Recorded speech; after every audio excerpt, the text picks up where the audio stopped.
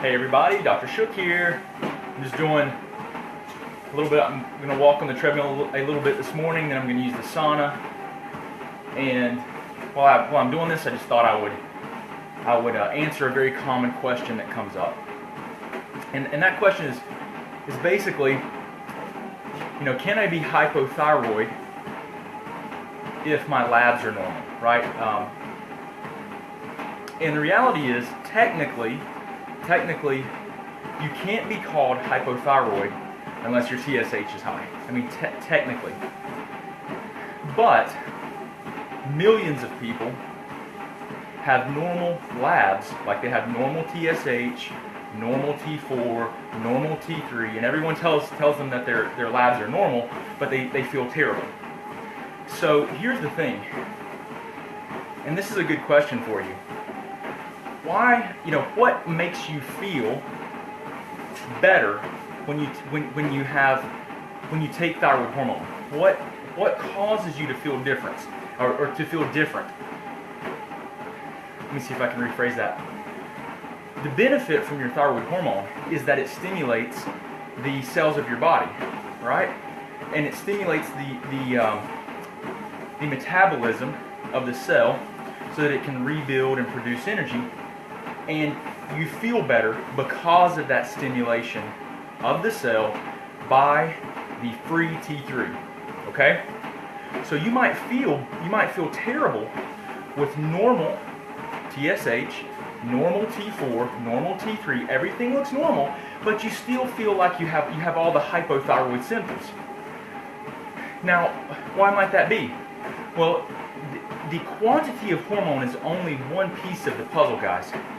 It's only one part of the puzzle. So you've got to look at, can the body use the hormone that is in circulation? Because if you have all the hormone, if you have adequate thyroid hormone, but the cells of your body are not being stimulated by that hormone, then you're still going to feel like you're hypothyroid. You're still going to have all of the symptoms. So it's not just quantity. You have to look at a lot more than just quantity, or you're going to be, you're going to be very frustrated. Okay, so really the answer to the question is technically you're not hypothyroid unless you have a high TSH. But you can absolutely, as millions of people do, you can absolutely feel like you're hypothyroid and still have normal TSH, normal T4, normal T3, and have all the quantity there. But remember, you've still got to be able to transport the hormone through the body to the cells, and then it's got to be able to be used by the cells. And there are a lot of things that can disrupt that, from inflammation to vitamin A deficiencies to cortisol imbalances to cytokine elevations that come with autoimmunity. All these things can decrease the cellular response to your hormones. The receptors, or the things that actually your hormones attach to, that are on the cell, and also the working response of the cell is also less efficient. So I hope you guys are doing well today. Hey Karen, how you doing? Hey Doreen, good to see you again. Hi Sarah. Hope you guys are having a good day. I know today's a good day.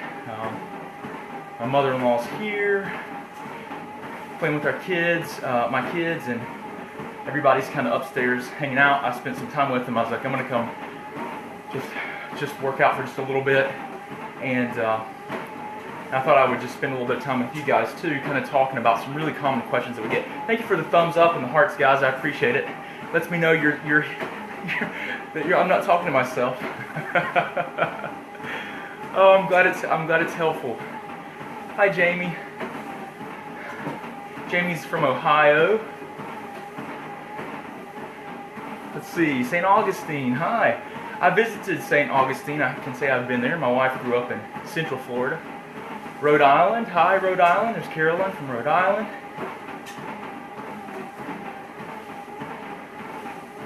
Laura, that's a tough one. Lower body temperature, but you feel hot. Guys, something that's really interesting. Every time I see your questions and stuff, we could go down so many different paths with some of these discussions, right? Can you guys hear me okay? Is the treadmill too loud? I hope not. If it's too loud, someone just post, hey, I can't hear. Hopefully it's not too bad.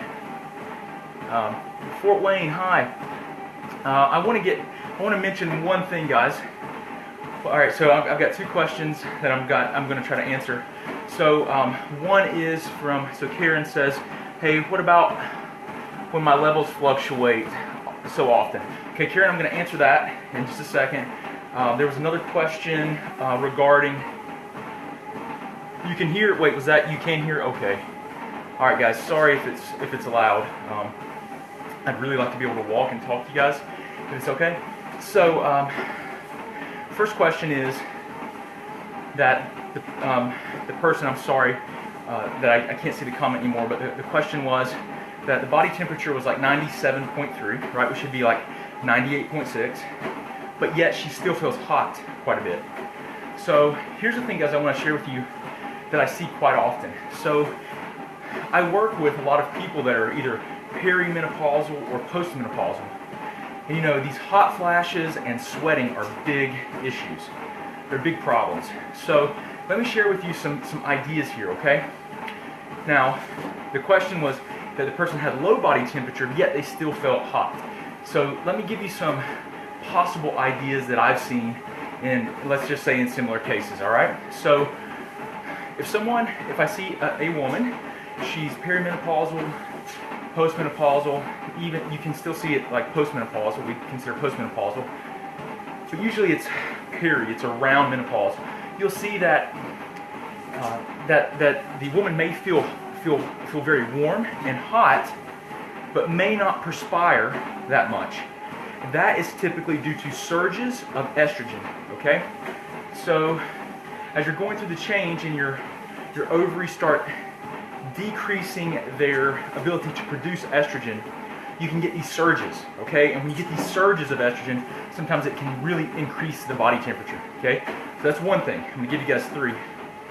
Now, the second thing is that during like perimenopausal time, if you notice that you're sweating and you sweat a lot, but it's not necessarily due to heat, right? And you gotta pay attention. Sometimes people just assume because they're sweating that they're hot.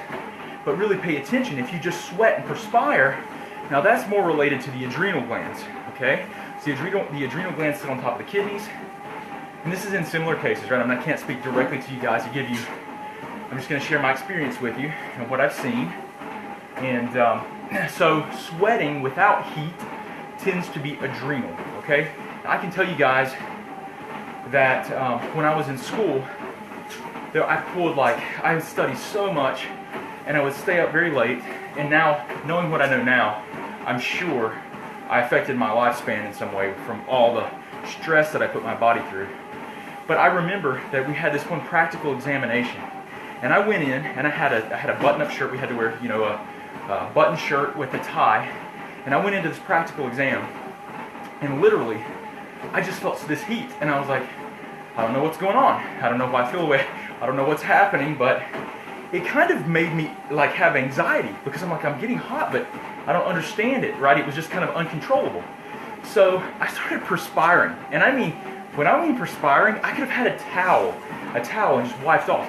My clothes were sticking to me, extreme perspiration, just like unbelievable, rolling down my face. And here I am in a classroom. I'm like, talk about embarrassing for one thing. So I took off my long sleeve dress shirt, and my undershirt, which is a white undershirt, was sticking to me. I mean, it was like unbelievable. So the instructor looked at me, and quite frankly, he didn't know what was going on.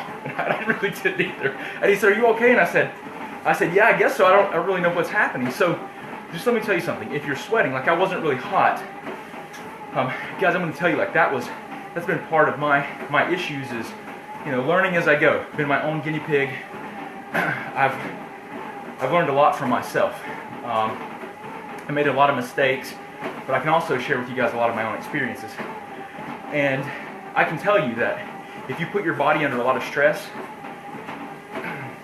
I mean, that's like you've got to start by trying to lower your stress levels. Meditation, yoga, breathing.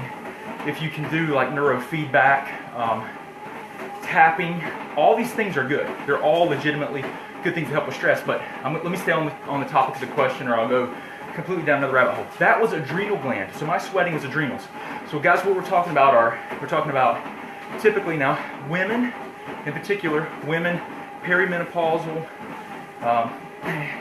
you may even consider yourself to be, through menopause, but we still see this. And some of these things do not occur just in the perimenopausal phase. So we're talking about low body temperature, like 97.3, yet the person that asked the question still feels hot. So it could be surges of estrogen during that perimenopausal time frame. It could be if the adrenals are more responsible, there may be a lot of perspiration, just a lot of sweating. Now sometimes you'll feel heat and sweating, like you'll feel hot and you'll sweat. That might be more estrogen. Could be both estrogens and adrenals, okay? Because if your adrenals are working overtime, they can cause you to deplete pregnenolone, which is a hormone that you need, that your body uses to make estrogens and testosterone, cortisol. It's used to make a lot of your hormones. So if you're constantly under stress, you will deplete hormones that your body needs to make all your sex hormones. So that's what it, low body temperature, but yet still feel hot. Estrogen could be adrenals. Surges of estrogen typically associated with feeling hot. Adrenals in overdrive tends to be perspiration without feeling really hot. If you have both of them, it could be both together. And there's another thing. So could it be part of your autoimmunity?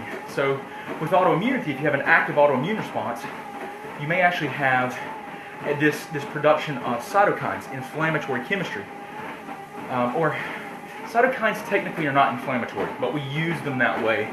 They're chemical messengers produced by the body. Some of them can promote an inflammatory response.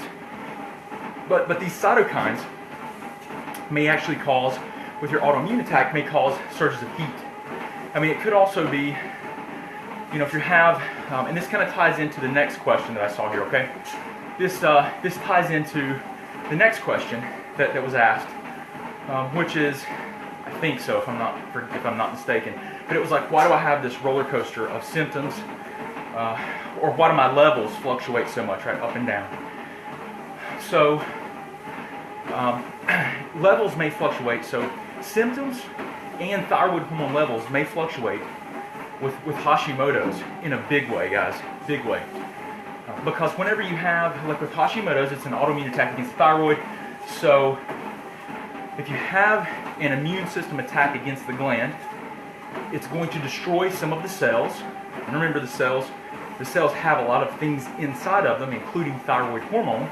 So if the immune system destroys the cell and it bursts, it's going to spill thyroid hormone into the bloodstream, spiking your thyroid hormone levels. Could actually make you feel hyper for a period of time. And so you might have anxiety, palpitations, you might be hot, you might not be able to sleep well. And then as you burn through, as your metabolism burns through the thyroid hormone that was spilled and released, it will start to come down, right? You'll burn through it, your metabolism will come down, and then you may come down to a point where you feel normal, and then it'll go typically, hypo again, and then you feel low. And then you might have another autoimmune attack, spikes the thyroid hormones because you destroy some of the cells, they spill their contents into the bloodstream, and this whole process up and down, right? That's one reason that if you go and get your thyroid hormone checked, it can be very difficult to figure out, like, what in the heck is going on here? My TSH is high, low, and we can't get it stabilized. I'll tell you guys, if you don't address what's driving the autoimmune process, then and try to dampen the autoimmunity so that you can decrease the frequency and hopefully the severity of the attacks against the gland, it's really hard to figure out even, how do you reliably determine, what your levels are or should be? It's really difficult to try and figure out. So, if you find out that you are autoimmune, it's top priority needs to be on addressing the drivers of the autoimmune process. And I mean, I feel like a broken record sometimes, and I bet some of you guys are tired of hearing it. But I mean, I got to share it, guys, because it's the most important message that I can share. And the topic of this video was really, thank you all for all the hearts and loves, guys. I appreciate it. So the topic of this video was really about being hypothyroid, right? Can you be hypothyroid if your numbers are normal? Technically, if your TSH is normal, you're not hypothyroid, but you can definitely have all the symptoms of being hypothyroid, especially, you know, if you don't have a cellular response to the hormone in your body. So you can have normal levels and still feel like you're hypothyroid, like nothing's different. And so many people I talk to them and they're like, you know, I'm taking the hormones, but it doesn't even, I'm not noticing any difference. Some people feel worse. And guys, the reality is if that's the case, there is another mechanism at play. There's something else that's contributing to why you feel the way you feel. Because if you're truly if it's just, you know, hypothyroid function, when you take a replacement, you typically are going to feel better, right?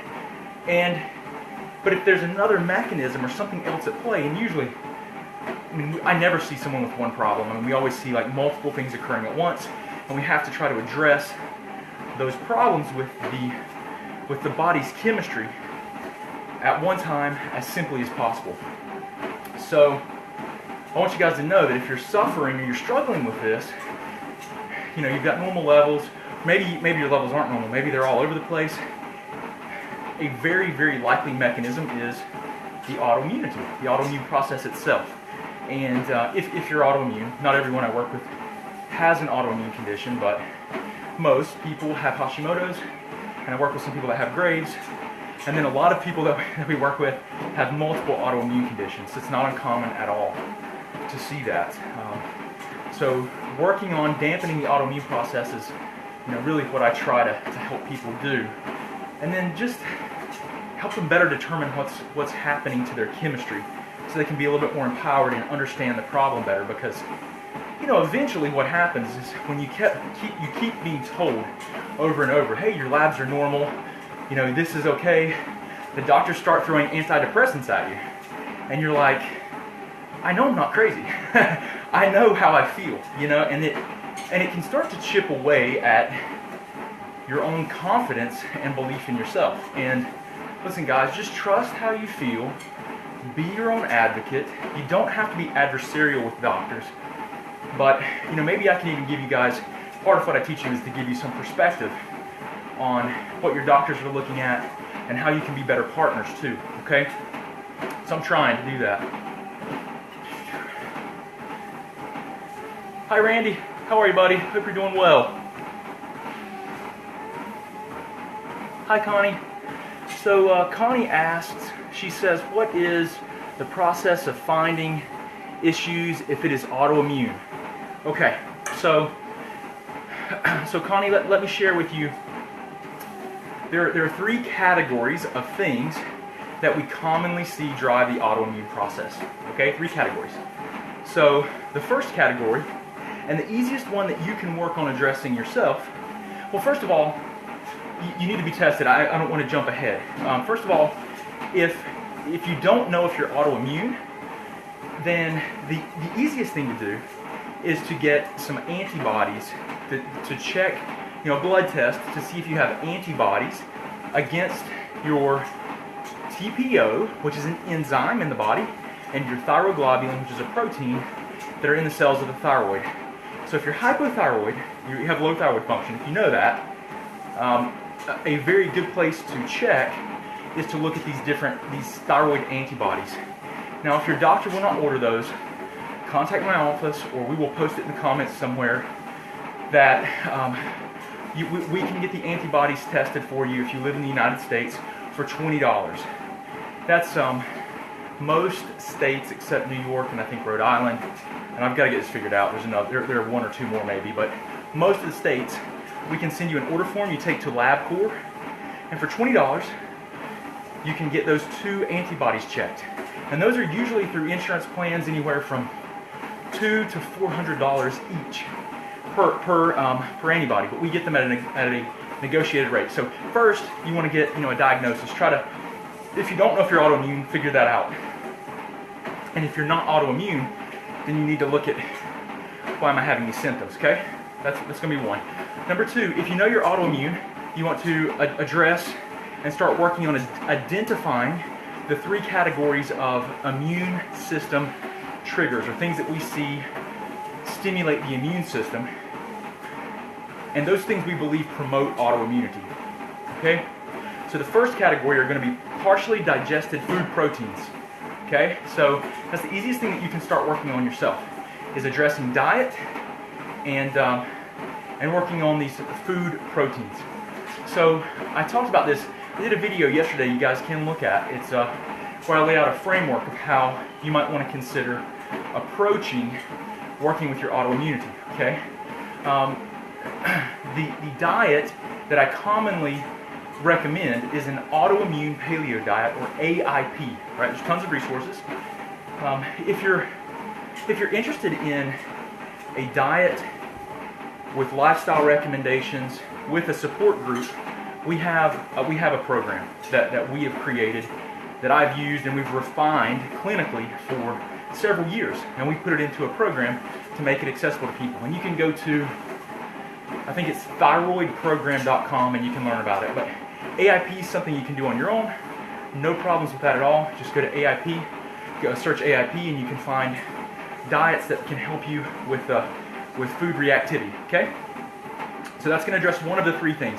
So this is if you're autoimmune, what are we going to be looking at? Primarily, the things that I'm going to work with in similar cases when there's autoimmunity, food proteins. Second thing, you're going to be chronic infections. Okay, these are things that can stimulate the immune system and things that we believe promote the autoimmune process. So what we want to do is detect these things first. So detect, find out if they're there, and then remove them from the body or the environment. And then we want to heal and support healing of the body's physiological processes and systems. Okay, so partially digested food proteins, chronic infections, environmental chemicals. Okay, you with me? So diet, you can listen, guys. You can do quantitative testing for all 3 of these things. We can do laboratory work, laboratory analysis, to determine what these are. Right, so we can be very specific. But it will be, I can tell you guys, depending on, you can do no testing and you can work on your health, which is what I'm trying to teach you guys, or you can do testing, which is a significant investment in time, energy, and money. It just is what it is. But if you have the resources available to do testing, then I'm an advocate of it, because it helps me be really specific with people, because we do run into situations where we've done all the trial and error that we can. We've spent a lot of time and probably a significant amount of money trying different supplemental protocols. So if you can do quantitative testing to measure it, do it. If not, there's a lot of other ways. That's what I'm going to teach you guys too. So for the food proteins, diet. For the chronic infections, you pretty much have to do testing. There's just no way around it. But usually, I always have people start with diet. No matter what we find, diet has to come first, right? Diet has to come first. And there's a ton of stuff you can do to do that. So autoimmune paleo is good, or you can check out our program, which is at thyroidprogram.com. So chronic infections can be bacterial, viral, parasitic, fungal, and those are things we want to work up, really. Those are things we want to look at. And then the last thing are going to be environmental chemicals. It's a huge issue today, huge problem. It's becoming a bigger issue. There's a lot of things you can do, like only buy foods that are safe, that you want to buy foods that have lower pesticide and herbicide loads, right? So you can go to the Environmental Working Group, EWG.org, and you can get their Clean 15 and Dirty Dozen list. I tell you, the Clean 15 are fruits and vegetables you can buy conventionally, so you can lower your cost, that are lower in pesticide and herbicide loads. The dirty dozen are the 12 foods that you absolutely want to buy organic if you eat them. Things like apples, celery, strawberries. Anything with like a soft skin is going to be much more susceptible to a higher herbicide and pesticide absorption. So anyway, and then also like, you know, non-GMO, definitely am not a fan of genetically modified organisms. Definitely not. So non-GMO is also very beneficial. And guys, remember, when you're talking about genetically modified foods, corn, soy are going to be at the very top of the list. Now there's like pineapples, or lots of pineapples are that way. Some of the summer squash, you know, the soft squashes, the yellow squash, the zucchini, and those things are getting much, much higher in their prevalence as far as being genetically modified. So dampening the autoimmune process, which, see, I digress here. We can go off on a lot of different tangents, but dampening the autoimmune process, three main categories of things. Partially digested food proteins, so you can, if you want to do something to try and address that on your own, an autoimmune paleo diet might be beneficial. The second thing are going to be chronic infections. I hope I don't fall off the treadmill here, wouldn't that be funny? And then the second thing are chronic infections, which really, guys, you almost have to have a quantitative test to figure that out. But step one could be something like an autoimmune paleo diet. Step three is going to be environmental chemicals, and that would be, you know, you can do some simple things like I was just mentioning, the Clean 15. Clean 15 and Dirty Dozen list. Great place to start. E as in Edward, WG.com or .org. It's the environmental working group. You Google it, you'll find it, or you just type in Clean 15 Dirty Dozen. It's going to pop up. Put that in your purse. Alicia, who is one of my staff, wonderful. She and Andy know so much about food, and they're learning so much, and they teach me every day. She mentioned yesterday that they actually have an app. If you go if you have a smartphone, go to the Google Play Store and you can put it in like EWG, and you can get their application, which I'm sure has a ton of resources.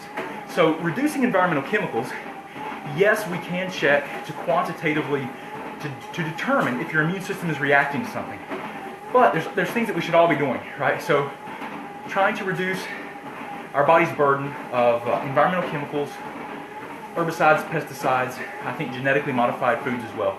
The next thing, remove all plastics. All plastics. So don't drink out of plastic water bottles ever. Use glass or stainless steel. Okay, stainless steel. Because those have BPA, and all these plastics, even the hard plastics, like the BPA-S, these different forms, guys, they're gonna tell us that they're all gonna be bad. I'm just telling you right now. Even when you're like buying meat, like you're buying meat from the butcher, right? Have them wrap it in the wax paper. Don't have them put it in the styrofoam, right? But with the plate, because it sits there, and then it has the saran wrap or the clear wrap over the top. Guys, those are, just remove it everywhere you can. Even when you're buying vegetables, you can get the bags that are the thin plastic. Take your own bags, put your vegetables in there, let them unpack them, and weigh them. There's plenty of times I drive around the grocery store and my cart, it's just full of like loose broccoli and stuff, right? That you usually have in a bag that they weigh and they can just grab it. I'm not as concerned about convenience as I am my health. So removing plastics, not storing any of your food in plastic containers. Get the Pyrex glass containers. They're not that much more. Do not heat anything in plastic. Okay, these are all very simple things you can do. And one other thing was, if you go to the environmental working group or ewg.org, it's Orgercom. You'll find it. You can actually research all your cosmetics. Research everything that you're using, you're putting on your body, from lotion to everything else, and get anything that is toxic out, okay? That's going to be very helpful, because a lot of the things that are in our deodorant, in our lotion, in all of our personal care products are endocrine disruptors, neurotransmitter disruptors, lots of things that will also bioaccumulate. They'll build up in the body, and they're toxic. So get those out. So those are the three categories of things. Try to address those the best you can. And if you need help, you can do testing to figure that out. And that's kind of where we help people. But there are millions of people that can benefit from what I'm sharing with you guys. that don't need testing, and that's what we need to be teaching, because there is a huge gap in public knowledge. And really, we got to teach you how to live healthier, because there's so many people that are sick that are going to have one-on-one help anyway, that we've got to do this, or we're going to just, you got to wonder, like, why do we see these increasing rates of cancer, right, and all these problems that are occurring. And one thing that's definitely changed, people are going to say, oh, well, now we have such better technology, we can detect it, right? But listen guys, there are so many chemicals in our world now that we're never here, that we're just never here. They're all this man-made stuff, right? You just look around and think, even in your room, your clothes, the fire retardant that's all over your carpet, your furniture, in your car. You get in your car and you smell that smell when it's hot. That's off-gassing of chemicals. These are real problems, guys. That's one of the reasons that you see me, if you watch any of my other videos, you see me in the sauna all the time. Hey. So that's anyway, that's really really important for you guys to consider. So let's see, I hope that answers your question. What else? How long have I been on here? It's about 31 minutes. We've been going for a little bit. Let me see if I can help you guys out with maybe some of your other questions.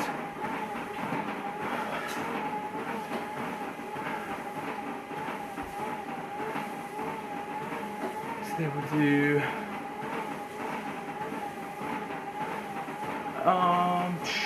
Okay. Well, there's a question about like TSH being suppressed or low. So technically, when you get diagnosed with hypothyroidism, TSH is high, and your doctors use that to help them determine if you are hypothyroid, right? They use that as an indirect measurement.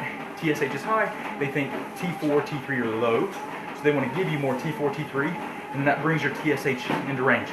That's how it works with the brain's feedback mechanism. That's how it should work. Now, the question was if they were taking desiccated thyroid hormone, so an NDT, right? So one of the, maybe like Armour, WP thyroid, Nature-Throid. These are going to be like T4, T3s that are bioidentical. If they take those, they're saying, hey, my TSH is really low, it's suppressed, right? So what happens is, if your T4, T3 levels get high, it'll actually push the TSH low. That's where with like Graves' disease, hyperthyroidism, right, where it's too much, the thyroid hormones are high, TSH can be really, really low.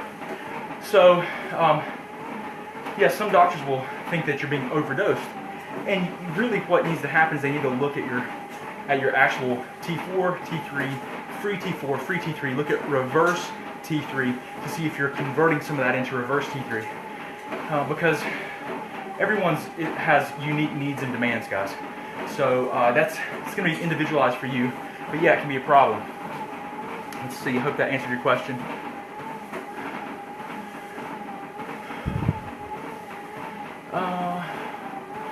Let's see. Let me see. Okay, so someone was asking about naltrexone, like LDN, low dose naltrexone. So LDN, my understanding is that it's prescribed a lot of times to help with immune system regulation. And I've heard some great stories about how people have started LDN and it helped them tremendously with their autoimmunity, okay? So I know that it's of value. There's just a lot of people that I've experienced, that have used it, that have said how wonderful, how much it's helped them. What my understanding is that it helps with the immune response, right? It helps with better immunoregulatory functions. So it helps your immune system self-regulate better. So I'm all I can really say about LDN is that I've heard great stuff about it, about people using it, but I will share with you kind of, so I know it's of value. One of the things that I would suggest though is always try to, and this is, people have probably done this, so I just want to give you my perspective. Like, I would recommend always trying to dig and figure out what's driving the process so that we can do our very best to help the body function normally, okay, by itself, without needing to take something else. But with that said, we're fortunate to have certain tools that may be beneficial, especially when we can't figure it out, right? So I think maybe it's something that's going to be a good tool if it's needed, but try to dig to figure out like the root cause. Because guys, remember, really, if we're going to say something if we're going to talk about, the perspective I'm trying to teach you guys is really this functional medicine perspective, which is really the ultimate goal of it is root cause resolution. Right? You're trying to determine that root driver, resolve that problem so the body can function normally. And it's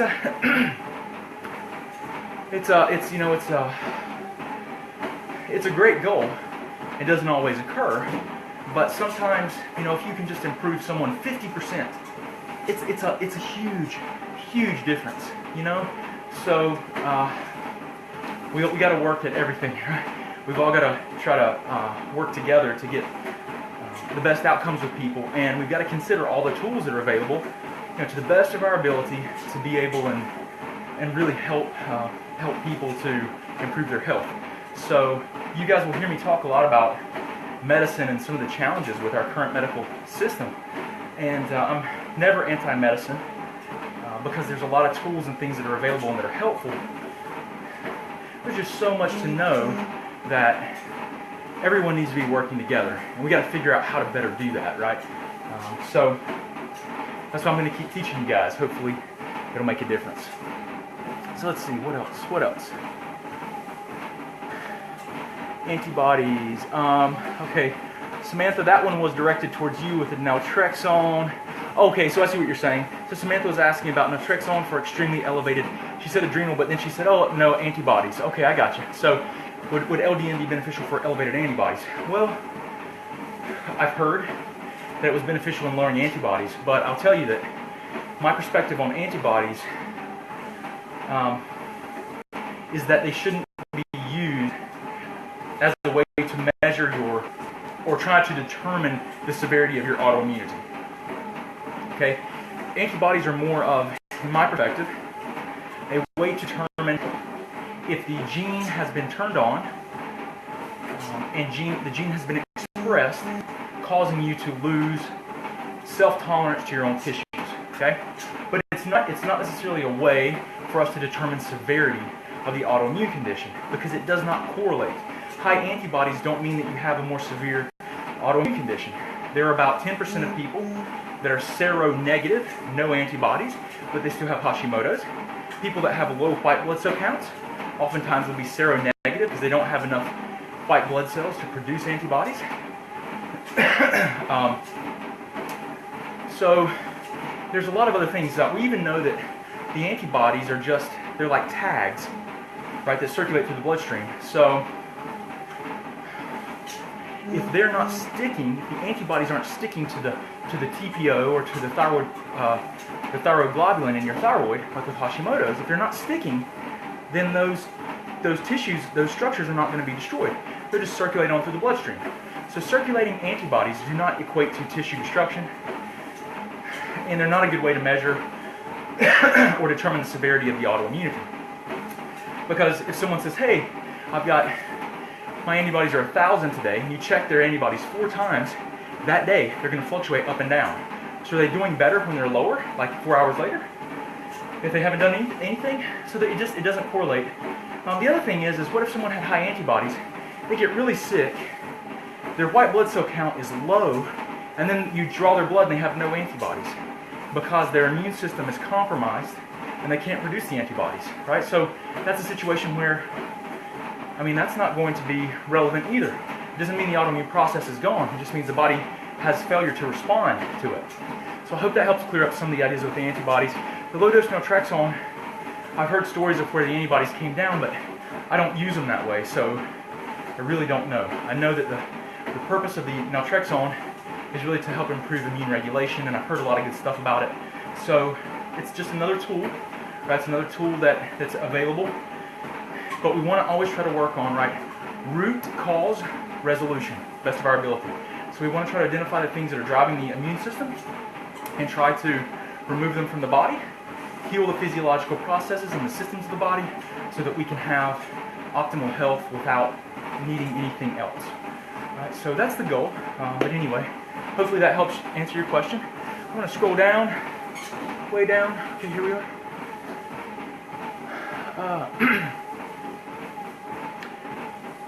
Hi, Mickey. How are you? Samantha, how are you? I do have Hashi. Okay.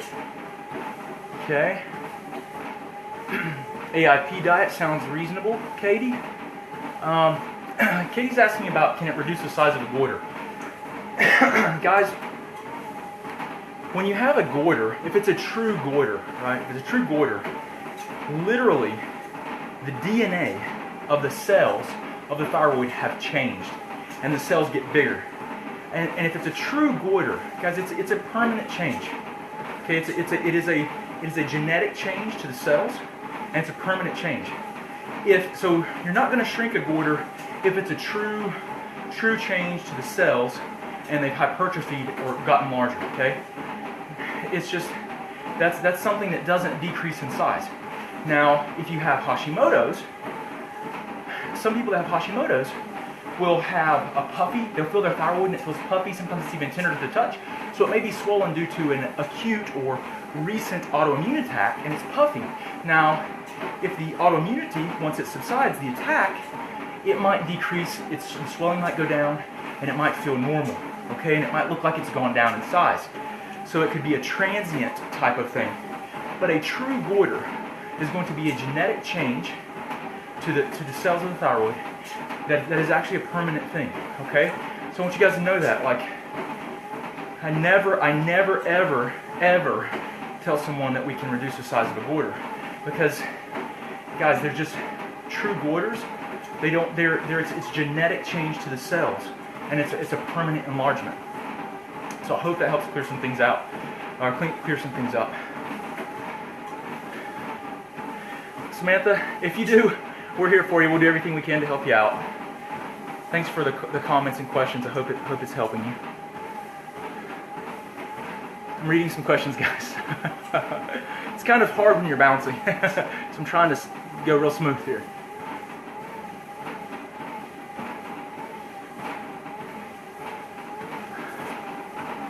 Hey, Randy. I see your question, buddy. Your functional doctor says that you are her most extreme case of Hashimoto's. After 2 months of her 6-month plan, I feel worse. Oh, that's a tough one, man. Okay, so here's the thing. I've seen people that have gotten worse too.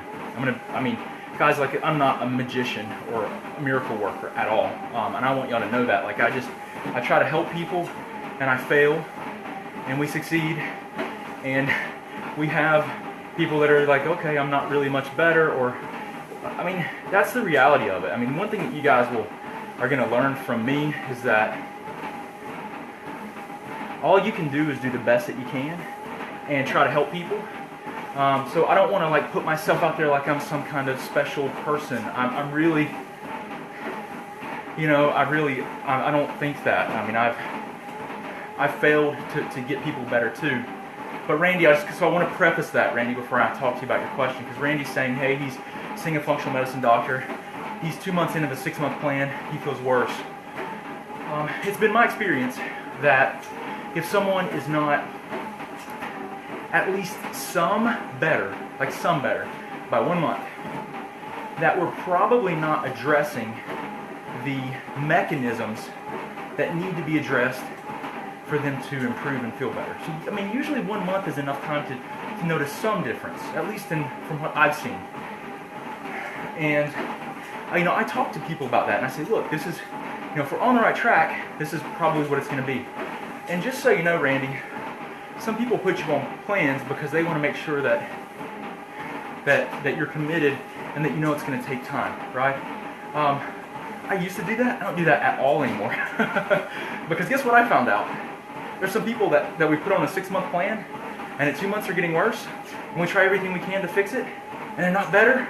And it's like, okay, I'm really honest. I just try to say, look, I don't think there's anything else I can do. Like, I don't know what else to do, right? And that's the reality of the situation. So I just see people like visit to visit, and I say, look, this is probably gonna be a longer term thing, but I don't want to, I definitely want to like try to set expectations. Like, it's going to take time, and it does take time. But sometimes, despite your best efforts, and it's so complex, right? typically I only have so much time to work with someone before they, lose their motivation. Some people lose their faith in you too, because if they feel worse, they don't feel good, despite your best efforts. And so, I try to really manage expectations and be like as forthcoming with you guys as I can and say, look, if you don't feel better, that's also helpful because it's diagnostic. It helps us to better understand that what we're working on is probably not the cause of your problem. And really, it's just so complex, guys. What if, for example, you have Hashimoto's, right? What if what's driving your process is stress, right? Which is this thing that's emotional, right? It can be physical pain driving a stress response. It can be a chemical issue like an inflammatory process that's causing your brain to make your adrenal glands produce more cortisol so that you can have this anti-inflammatory effect on your body. What if that, in combination with food sensitivities, a viral infection, let's say you have fungal overgrowth and a bacterial issue in your gut, let's say, and then on top of that you're reacting to environmental chemicals like BPA, maybe one of the fire retardants that's on your sofa at home and you're sitting on it, you don't even realize that you're absorbing it into your skin. And all these things are occurring, and we're starting with diet and some supplementation to try to help your gut. Man, that's a big hill to climb. And sometimes, you don't know what's the bigger problem, right? And what to go after first. The one thing I can tell you is this: be an active participant in your healthcare. Try to understand what the doctor's seeing as your potential problems, or whoever you're working with, your consultant, the nutritionist, whoever, and try to understand their plan and their process for working through. There needs to be an initial process of evaluation, right? So you're assessing the person based on something, based on, if it's just diet and they're just looking at your diet. If it's diet plus symptoms, like symptom-based questionnaire of different systems of your body, or if there are labs, there needs to be this process of gathering information, applying a plan, and having a discussion saying, hey, look, this is what I think is most beneficial here based on where you are. Let's try it, and in 4 to 6 weeks, let's reassess and see how you're feeling. And if you fail to improve or you're getting worse, then we gotta like scratch our heads and be like, okay, do we need more information? Do we need more testing? Look, guys, it's complicated, but fortunately, less is more in most of these cases, right? Try to get back to like the basics. That's why we want to start with diet, right? We want to start with diet. So, Randy, I'm sorry, bud. I hope you get better with this, but it's complex. Working with people it's tough to really know exactly what to do to help them. It's not always clear, so you just try to do the best you can. I wish you the best with it. I'll keep trying to teach you ideas, but I really want to try to teach you guys how to be better partners with your doctors and be your own advocate so you can make your own decisions, right? That's why we need education. You guys help me take this message and spread it and share it with people, because there's so many people, millions and millions of people are suffering. We got like 46 people on here right now, right? Hundreds of thousands of people need to be able to hear this message and share it with other people so that they can be their own advocate. That's what a lot of what we're trying to do, and our mission, like at my office, is really to teach, to educate, to share, and try to help you guys better understand and be your own advocates. So let's see. I'm looking at some other questions here. Samantha says, hey, when the thyroid is under attack, does it swell? There's going to be, if it's a true immune system attack, you're going to have some kind of inflammation, but you might not perceive it. Some people, when I touch their thyroid, if they come and they're in office, we always do that, right? We're just going to touch their thyroid, and we're going to see how does it feel. And sometimes it's tender to the touch, and that's a pretty good indication that there's an inflammatory process that's occurring that's sensitized it. But some people, they don't have a perceived change in the way it feels. Hey Christy, hope you're doing well. Thank you for that compliment. Awesome. It's gone down. Doctor was surprised and you're happy. I'm so happy for you too. Thank you so much for sharing that. Hi Audra, hope you're doing well. Between the clavicle and the muscle behind it. So Audra's question is, can some of the swelling occur? So this muscle that comes from the back of your skull here, down at an angle, that's called the SCM. You've got one on your left and one on your right, okay? So the thyroid, and I'm bouncing, thyroid is right here, guys, right here, okay? Between this groove, each side, and it comes across, the isthmus comes across. Now, Audra's asking here, can it be between the clavicle, which is the collarbone, and this muscle? Technically, and usually, no. But if it's swollen, it's a possibility. If you're noticing swelling on either side of the clavicle here, you need your doctor to do a lymphatic examination. You need to go in, if you're noticing different, swelling that hasn't already been examined and checked, you need to go in and say, hey, I'm noticing some swelling, can you just check out my head and neck, maybe check my lymph nodes? So what they need to do is they should palpate the thyroid, they should go up the SCM, so they're following lymphatic chains. So your lymphatic system is one of the systems of the body. Sorry about all the sweat wiping, guys. Some people that annoys, but sorry I'm exercising. So they need to check the lymphatic system, Audra. So you just do a head and neck exam. They palpate for the lymph nodes behind the ears, in front of the ear, under the jaw, both sides, at the base of the skull for the occipital nodes here, and then you need to come down this posterior chain here. So the SCM's here. You need to go down through here and then check the clavicle. And then if they notice nodes that are swelling there, they need to do a further, more extensive exam under the arm, breast, and look into it. But if you're having swelling at any of the nodes, you need a lymph node exam. Right, so that's kind of what it consists of. Usually it's going to be head. If it's on the left side right here, it's a little bit more concerning because that's the thoracic duct, and 3/4 of your body, the lymphatic system drains to here. Okay, I don't believe I'm saying that wrong. That's 3/4 drains to here, and so it's a common place that we'll check for any lymphatic involvement. Okay. So, yeah, I would just listen. If it's swelling at all, just make an appointment with your doctor, go talk to him and say, look, I feel like I've got some swelling, we just do a check. And they should palpate the head and neck exam. And don't be afraid to say, hey, have you palpated the head and neck in a while?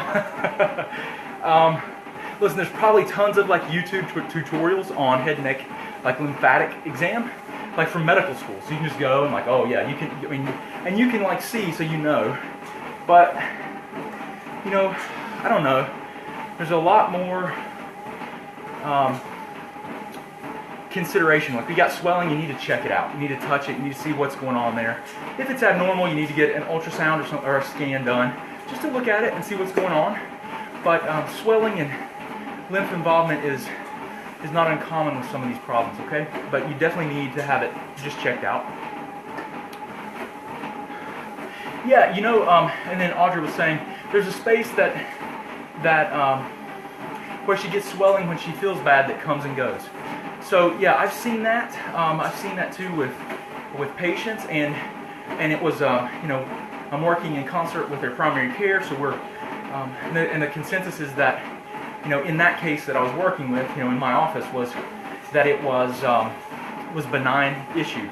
And sometimes you'll see like this space, which should be kind of sunk in here, kind of puffy, like it's that way with my mother actually.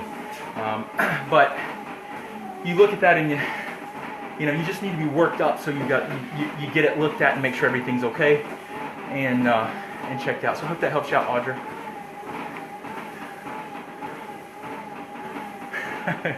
Jessica, I don't know that I'm that smart.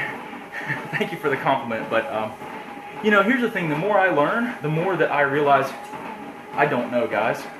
Quite frankly, the more that you learn, the more that you just realize you feel like you're scratching the surface of things. And it's just so complex. It's like, how do we wrap our head around all these possibilities and things that are going on? And that's why for me, the more I look at the complexity of it, the more that I have to say, okay, how can we boil it down to an initial approach? Which really, guys, comes down to eating really healthy, natural foods that are nutrient dense, reducing your stress as much as possible. Reducing your stress is critical because it affects gene expression. And we are probably the biggest epidemic that we live in today is stress. Not another disease process, it's actually stress related to the modern lifestyle. That's probably the biggest epidemic that we actually have today. So you guys need to be actively figuring out ways to reduce stress. And there are tons of ways to do that. But obviously, if you have an identified source of stress and you can reduce or remove yourself from the exposure to that stress, then that's going to be helpful. But things like meditation, yoga, exercise, prayer, meditation, biofeedback, tapping, just going outside in nature. Take your shoes off, walk through the grass. You guys heard of the concept of grounding or earthing? You probably have, a lot of you probably have. If you've heard of earthing or anything, just give me a thumb up or say yes in the comments so I'll know. Okay, so we got a heart. So anyway, earthing though is just this concept. You get out there with your bare feet and you touch the earth with your feet. And some people are like, well, what is this? This doesn't make any sense. Well, think about this, guys. I heard Ben Lynch say this somewhere. Where did I hear it? I can't recall, but I think I heard Ben Lynch, or maybe I read it on one of Joseph Mercola's articles. It was that we're the only animals that wear coverings on our feet on the entire planet. Every other animal makes direct contact with the earth. We wear insulated rubber shoes. And so there's this idea of a transference of electrons from your body to the earth, and it's called grounding or earthing, and I think there's a lot more science and research being done. But I think that the overall concept is it's a natural antioxidant that helps to decrease some of the stress and oxidative stress. I don't know how much science or literature there is behind it, but that's the concept. And I think there's value. I think that I definitely think that there's some value in doing things like that, and getting out in nature is really calming. If that helps. Hi, Mary. I'm sorry. Mary says her doctor isn't listening. I don't want to make excuses for people, but there's tons of stresses on our primary care physicians too, and it's just unreal. And if they're not familiar with some of the concepts I'm talking about, they're probably just trying to protect you from something that they feel is probably not science-based, and they don't want you to do something that's going to hurt yourself. So sometimes that comes across the wrong way. And they're just really stressed for time. You guys, I've had people say, I showed my doctor your whiteboard video and he didn't like it. I believe it, and it's not that they're bad people, it's just they don't have time, and if they haven't been exposed to functional medicine and to trying to work with the endocrine system from a functional perspective, that they may think there's no science in it. And you got to remember, they're really focused on they're focused on biochemistry a lot, but using the pharmaceuticals, which are their tools, to help people. And it's not they're bad people, guys, it's just they don't have time to do everything and study everything, and you're under a ton of stress. A lot of your doctors probably stay way after, doing notes and trying to work on things to help you guys out. Just from a time perspective, let me give you guys an idea here. For me to work with someone, I will literally see 2 to 4 people in one day. That's it. Your primary care are going to see 30, 40, some even higher than that in a day. Guys, this is extremely time consuming and requires a whole different level of focus and really observation of someone's health, and it's a big difference to do this type of have this type of practice where you're trying to consult with people and help them improve their health. It's just, there's a lot more you have to think about with an individual's case in formulating of plans and things that you're trying to do. So, okay, I think I've been on here 60 minutes, guys. We've been walking for an hour. Really, I was planning on like 20 minutes. I might not do the sauna. It's hot. It's ready for me, but I'm not. I don't know if I'm going to get in there. Let's see, what else is going on here? Hey, Samantha. Samantha says, are there a lot of cases you couldn't help? No, there's not a lot of cases I couldn't help, but there's a lot of cases that people don't get, they're not, I mean, what is the outcome, right? What's the outcome? You're looking at how do you, what is the ultimate goal? What I always try to do is whenever I'm working with someone, I have them fill out like goals, like what would you like to, what are you trying to accomplish? What do you want to get out of working with me? Because first of all, I look at those goals and I want to know if they're realistic, if I think they're realistic, right? And then we discuss what the potential outcomes are and how we can work through it. Really, it's a partnership. So by far, it's going to be my distance client or my patient doing more work, because they have to implement all the changes we discussed. They have to adhere to the diet. They have to utilize the stress reduction techniques. They have to follow the nutritional supplementation. They have to not eat that birthday cake. It's just one bite, right? All these things, it requires a lot of compliance and dedication by the people that you work with. And so I can't be there to hold their hand through everything. So, there's a lot of factors that play into why someone might do better or not. But I'm not going to sit here and tell you guys that like everyone's better, because they're not. They're definitely not. And if any doctor tells you that, that's not the reality. It's not the reality that every single person is just fantastically better. They're not. They're not, guys. And the thing is that you can just do the best that you can for people and try to give them the right guidance, but they have to implement. They have to implement. They have to be dedicated.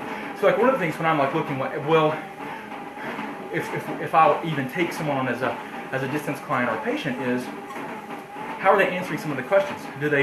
Are they committed to getting better?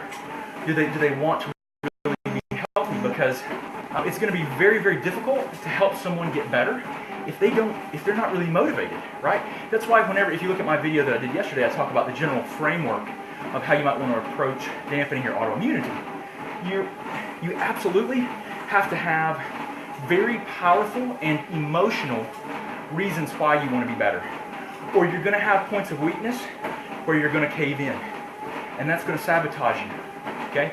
So that's really what I'm talking about, is you have to be dedicated and you have to say, listen, I'm serious about this. And that's why when I'm looking at working with people, I have to know that, and I'll be very straight up and tell the person, like, look, I don't know if this is the best time for you to do this, because you really have to be very dedicated. And if someone's saying, it's going to be hard for me to cut out gluten and I just can't do it, then I know that I'm probably not going to be able to help them.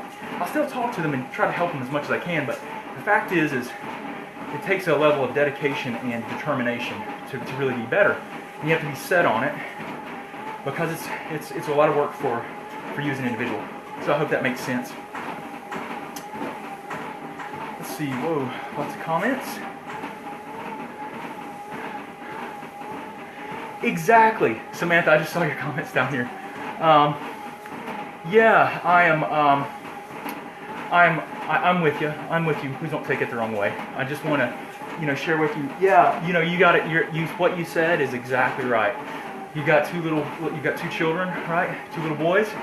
I've got children myself, 3 and 7, and a wife and family. Man, I want to be here for them, and I want to be good role models for them, and I want to help them grow into, beautiful, productive people that have a zest for life. And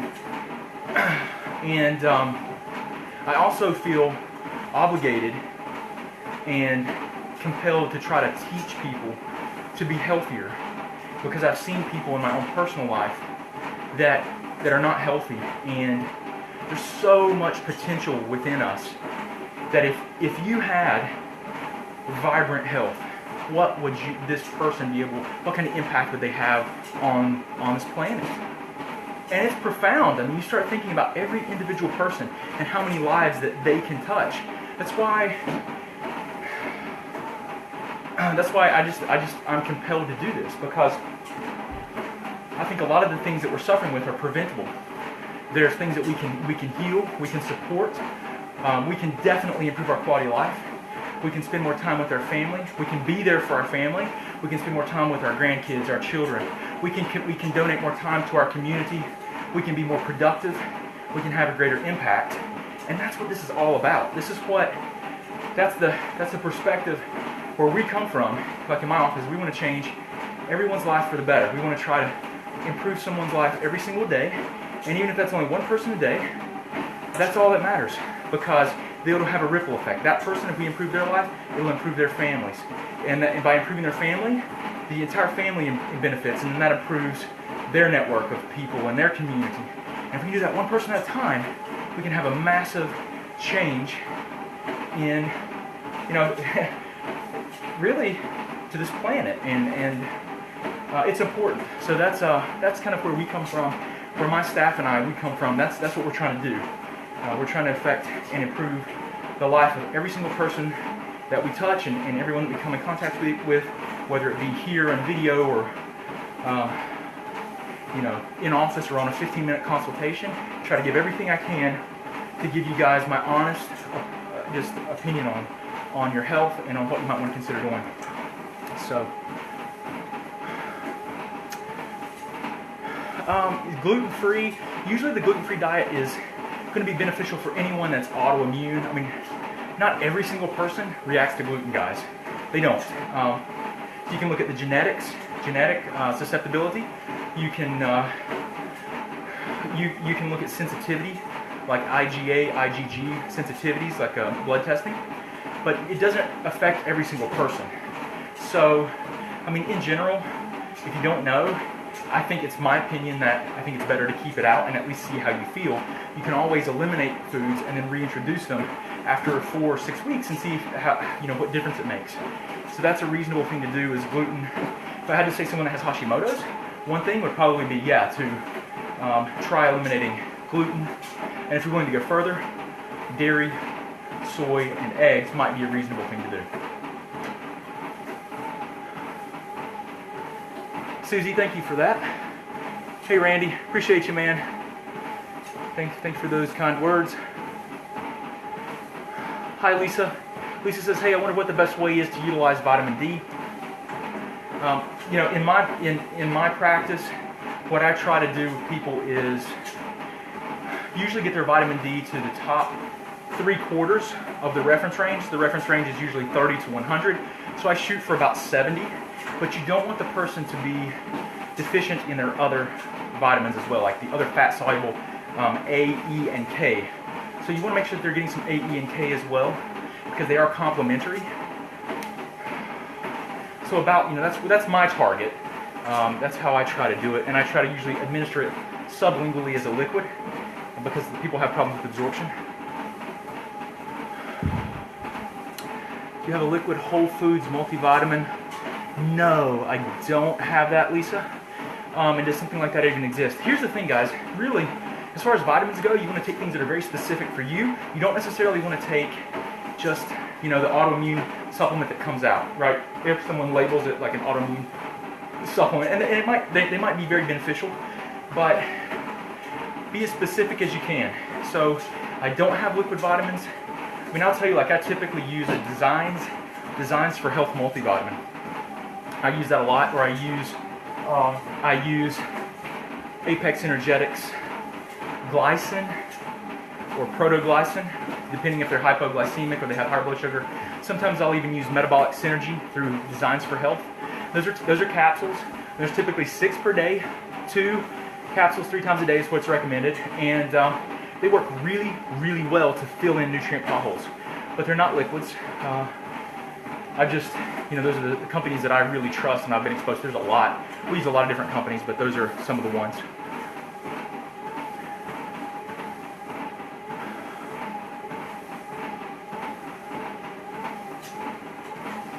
Good job. Diane shared with me a little bit about what she reacts to and foods she doesn't react to, and that her hypoglycemia has leveled out. Fantastic. That's wonderful. That's good. Balancing blood sugar is really important. Your doctor, Lisa says, hey, my doctor prescribed 50,000 international units of vitamin D 2 times per week. It's not unreasonable. Main thing is when you're taking those vitamins, you just get them rechecked, okay? Like 6 weeks, get them rechecked, see where your blood serum levels are, and see if it's come up. But yours must have been really low for that. So, good. Well, guys, listen. I've been on here for a long time. I'm going to go spend some time with my family. Hope you guys have a wonderful day. Please do, guys, share this message, share these videos, because you guys know I go off. We talk for a long time about different issues. Share this so that other people can hear the message and can become empowered to help themselves. So many people don't know what we're talking about. A lot of you're like, oh, it's so second nature. Guys, please share it with other people.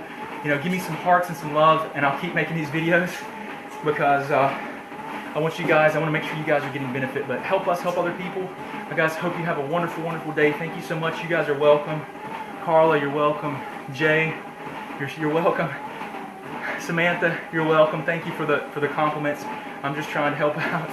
Doris, I appreciate you too. Sandy, thanks. Cheryl, Lisa, you're welcome. My pleasure, guys. I like to teach. I like to try to teach and help as much as I can. Susie, thank you. Mickey, I appreciate you too. You have a wonderful day too. I appreciate you guys, but I'm gonna wrap it up here. 72 minutes. Have I been talking to you guys that long?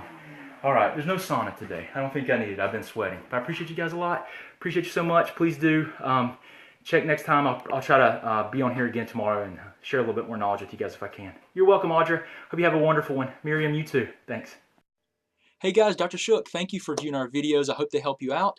If you want to, just subscribe to our channel somewhere here. You can watch a video that YouTube's actually selected for you, so hopefully it'll help you out. If you need any other information or resources, just look in the description. We've got links to our website, to our 9 lab test guidebook, and everything else that we do. I really appreciate you, and I hope you guys have a great